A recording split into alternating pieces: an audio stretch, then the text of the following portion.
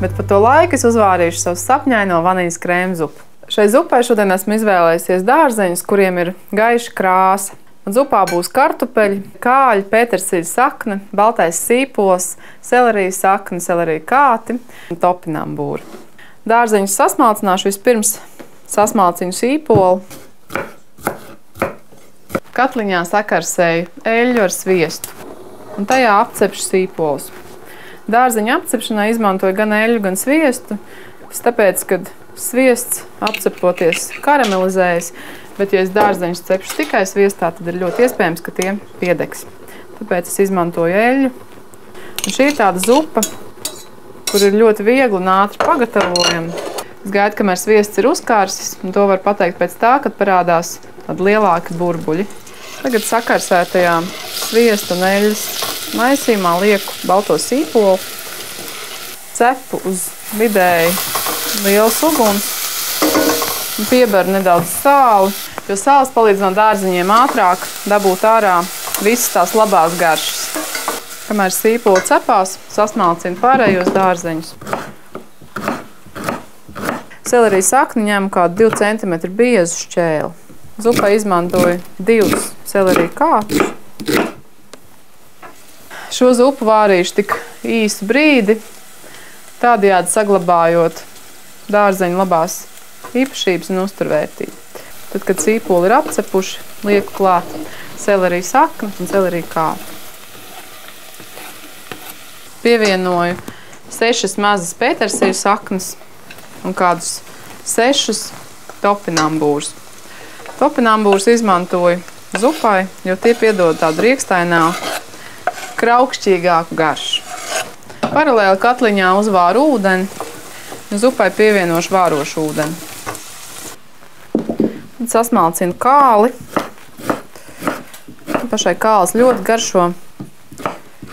Zupai lieku 1 vidē izmēra kāli.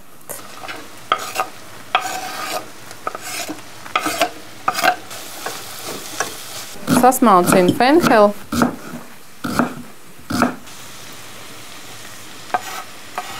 Fenhelis zupai piedos īpašu garšu, kā arī pastiprinās pārējo dārzeņu garšas īpašības. Cepot pievienoju arī sāli. Tad, kad dārzeņi ir apcepuši, leju klāt vārošu ūdeni.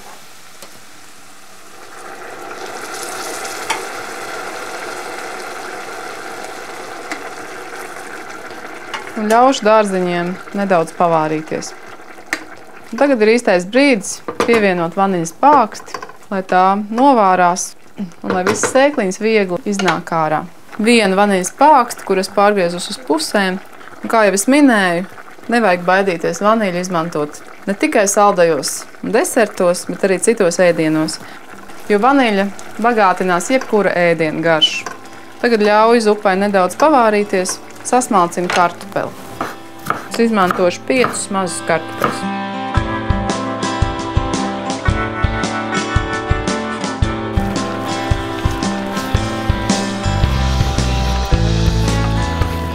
Pavārīšu kādas 10–15 minūtes.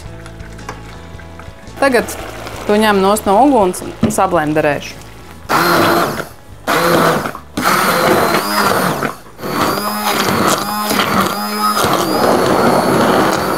Lieku tos atpakaļ uz uguns un pievienošu kokosriekstu pienu. Es ņemu 2 paciņas, 400 gramus kokosriekstu pienu. Zupu vajag vārīt uz lēnas uguns, jo tai patīk lekt pāri katliņam.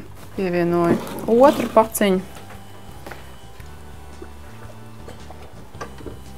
Un tagad pievienošu vaniļas mīļāko garšvielu kariju. Kādu šķipsniņu kariju pulveri.